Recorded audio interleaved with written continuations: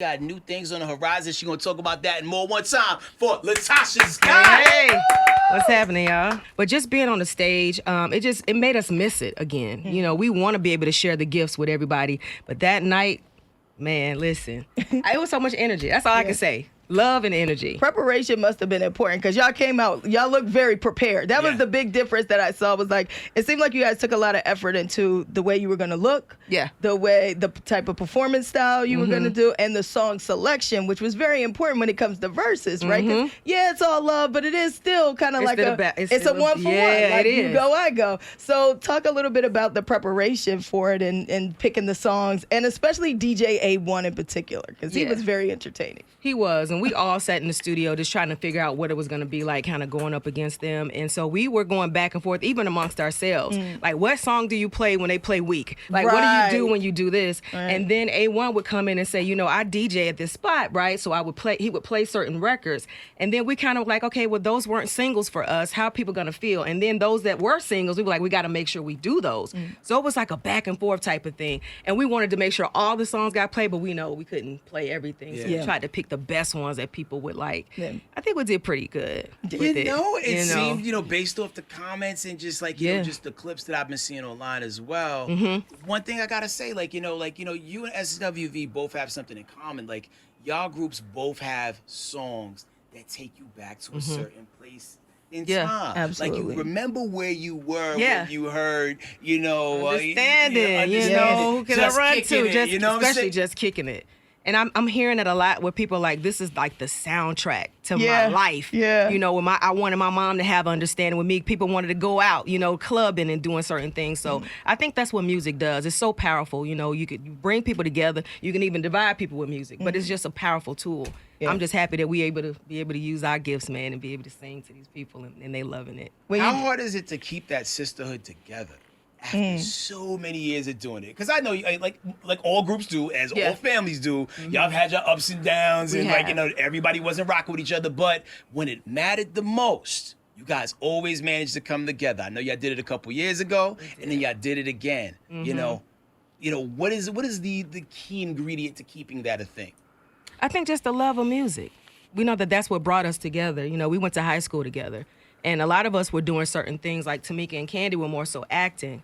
And then after a while, we started singing in church together. And I think that music is that bond for us. We could be doing whatever it is. At the end of the day, when we got to get on that stage and people are like, hey, we want to hear these songs, it just brings us back together. And we love it. So all that, you know, is a component to the bond. Was there a particular song you really enjoyed? Because at one point you did start to shout out your husband now. My gosh, I did. You were looking for your husband. I was really looking for him. And I thought he was going to get on stage and it was going to turn into a whole different situation. Yeah. What song really, as you were singing it, just really felt the best for you? It was Do You Want To for me. I know that's his favorite song, and it took me a long time to actually sing in front of him. I don't know why, but I don't know. It's so weird. It's like, I don't know. I just clam up when he comes around. I'm like, oh my gosh, I hope I'm doing it right. Am I singing it right? But for everybody else, it's just like, I just sing. And so that night, I was just like, all my people were in the building. My mom was there, my son was there, and he was there. I was like, oh, this is the moment. You know, I wanted to seize the moment. And so that's one of my favorite songs to sing. Tiny be killing it too, though. I love when both of us are on that stage together. We looking at each other. And it's like a battle between the two of us. She's like, oh, you gonna do that to me? Let me do my thing. Yeah, let me do me. I was gonna say, it seemed like a lot of people were really looking forward to hearing more of Tiny, right? And so, like, we got to see her sing a little bit more. And then at one point, I think there was like, kind of like an awkward moment where like she was going to sing and the DJ had cut the music. And they were like, you know, and then I hear her in the rafters. You can hear her, let her sing. It was so crazy when that happened. It felt a little tense for a moment because I know, like, on SWV side, Taj was like, well, we're going to do Rain. And she was trying to get Rain going. But the crowd was like, no. Tiny about to sing this part. So and she was ready to sing that part. I don't know what switched for her because normally we like, Tiny, you want to sing tonight? She's like, okay, I'll sing a little bit. But the other night, she really wanted to get into it. Her family was there as well. So when she got ready to sing and she looked back like, yo, this is the only song I really got a lot of beats on. Y'all ain't gonna cut me off. And I looked at her face and things just kind of changed. I felt crazy because it was their turn. Right. And I was like, do we take this moment? Everybody started chanting. I'm like, does this happen? Has this ever happened I had before in never Verzuz? seen that. That's why I got a little nervous, like, because I hadn't seen that type of, because this was the fans, you know, like, the fact that there was even a crowd right, there that's what was I'm even saying, a like, moment, usually too. it's not really a crowd, so to hear it, I was like, uh-oh, because like you said, it was their turn, so I wasn't sure how that was going to play out, but I am glad that they did repeat it so that she could, because it was kind of like, it was one of the things you're like, come on, Ty, like this your moment, sis. Like, but then there was also the timing. You know, we wanted to make sure that we stayed within the time frame that they gave us and not overdo it.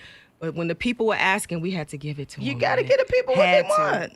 And I just felt good. Yeah. I feel like if they do an Xscape movie, that part's gonna be in it. You know what I'm saying? Like that it was a very intense moment. You know what I mean? Like, yo, it was the big, you know, like it was the big brawl. But that's true. I would love to see that because SW, they were all over there like, it's our turn. Yeah, you know what I'm saying? yeah. Like, Taj was about to go to war, and it's funny because Spinderella, Taj was like, play that song, and Spinderella was like, nah, we ain't gonna play that song, because it's almost like, you know, you're not on home court. Like, Xscape has this was like a home court advantage. Right. Again, I look at Verzuz, like, even though it is all love, it's still fun, but it's like, even though it's all love, like, we still going toe to toe. So it was like, I was like, uh-oh, what's about to happen? You should have saw my face, because I'm looking at them like, hey, it's our turn, and then I'm looking at the girls like, are we doing this? Right, what we doing? Yeah, what and we we doing did it. out here? So it was, but it was still a lot of fun. And then another thing that I thought was really cool was just seeing how, like, you all really tried to get SWV to kind of come down off the stage, right?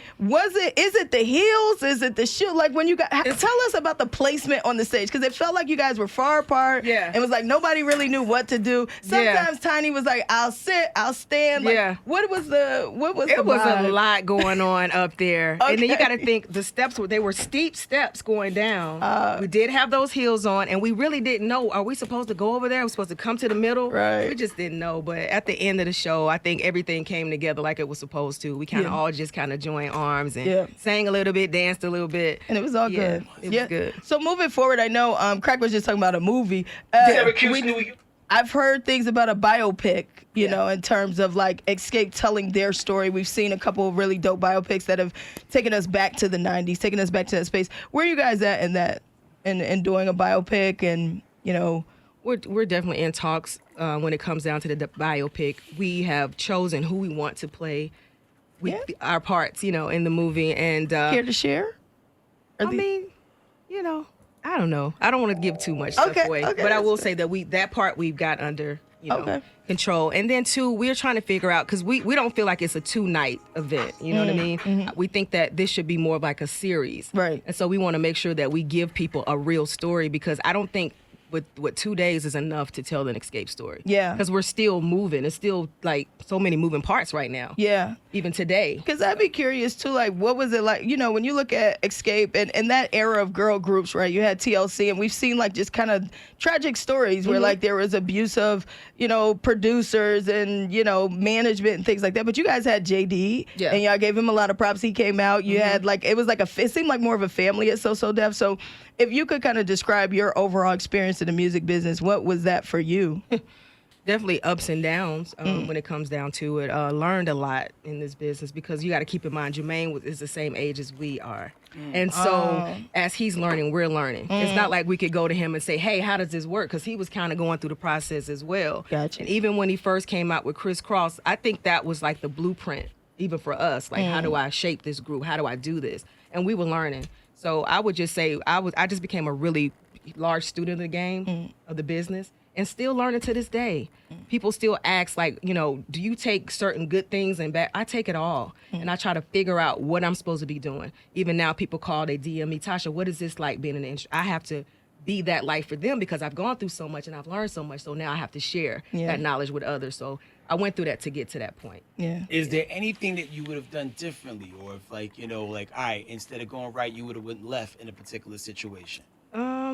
I think I would have asked more people who were in the industry how it worked. You know, how did you get through this? I wish it was a situation where I could have talked to Whitney or someone else that was a real singer who had to preserve their voices and do certain things. I would ask a lot of questions when it came down to that, for sure. Yeah, speaking of real singers, I did want to get your perspective, because that was the other thing everybody in the comments was talking about. Like, this is real singing. This is vocalists doing their thing. What are your thoughts on today's, R&B? It's a lot of it is, it's not the same in terms of vocal range and ability and talent. What are your thoughts in terms of how R&B has really changed?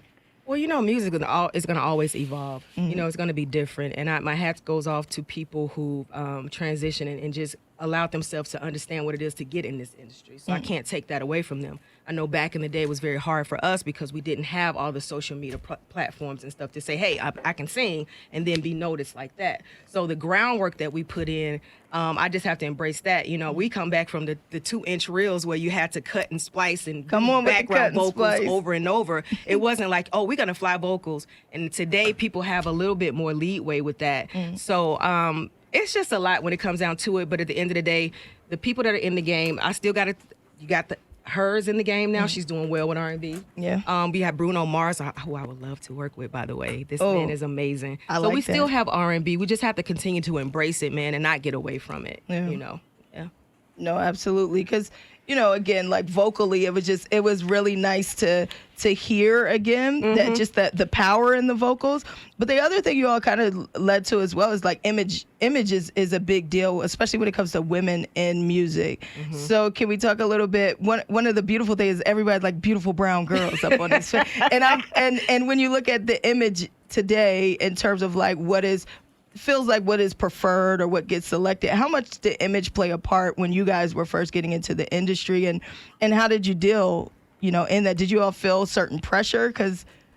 Well, we didn't feel pressure because in the beginning, Jermaine he looked outside of the surface, right? He was just like, it's something that you guys represent. And it wasn't so much as we dressed like, these fashionable divas. It was like the vocals played the part. And he was like, I'll put you guys in some baggy jeans just to let the world know that y'all got something special. So it wasn't so much as that when we were coming up. But as time kind of progressed, we saw, oh no, we got to kind of step it up a little bit. Yeah. And now it takes Tiny to be like, oh no, we about to be fly. We can't be, you know what I'm saying? We can't come out looking crazy. And so we take more time in the presentation now. Before it wasn't that way because we had Jermaine telling us how to dress. And now we like, oh no, we got this, brother. We ready for this. Yeah. Okay. Now, LaTocha, Scott, let's just say, if social media was a thing when Xscape first hit, how much trouble would y'all got in? Oh my God. We're talking Freaknik, we're talking, you know what I'm saying, Jack the Rapper, oh my gosh. Convention. Listen. What kind of trouble y'all getting into? First of all, I'm going to put it on myself and Tiny as well. I got to put her in here because we always used to fight.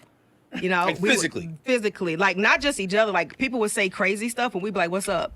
Like we were ready for it. And then two, it was one incident which I don't want to give too much away because it's gonna be in the movie, I'm sure, where Tiny gets locked up for having a gun in her purse going through the airport. Yikes! There was certain things that we went through, and then fighting. We did fight amongst ourselves. So, man, people would be like, oh, my God, that y'all said Xscape. Because y'all are sisters. What was probably one of the first, like, I feel like I have an older sister, and we got into, like, super fights, but it'd be over, like, really stupid stuff. Did you guys get into, was it, like, silly stuff, or what was probably your worst fight with them?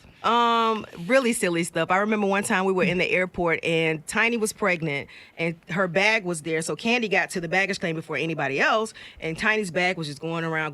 She was like, you ain't seen my bag. You ain't want to pick my bag up. So Candy was like, I saw your bag, but I didn't pick it. She was like, you gonna pick my bag up. And so they started fighting. So little small silly stuff like that. Yeah. As an outsider, who has the most victories and losses? Oh my Lord! Between everybody in the group. I got to give it to Tiny because that mouth of hers. It be the little ones. Yeah, it be the short girls that. Yeah, she wins those battles. Yep. Yeah. Well, one battle you winning, studio battle. You back in there. You cutting new records. You got a brand new single called "Full Time Love." Tell me about it. Well, Full Time Love came at a time when I feel like we look to other people for love and support, and sometimes when you do that, you don't always get the results that you want, right? So my thing is to let people know that there's a higher being that is 24 hours. There's no expiration date. And so the full-time love comes from God. And I wrote the song, and it's just dear to my heart, and I just hope that people bop to it. It's a real big bop. Well, let's bop them out. Let's bop them out. Let's do it. We hanging out with LaTocha Scott from Xscape. If people want to follow you online, where do they go, sis? All handles is I am LaTocha, at I am LaTocha on all handles. One time, LaTocha Scott, y'all. Thank you. We are the Morning Hustle.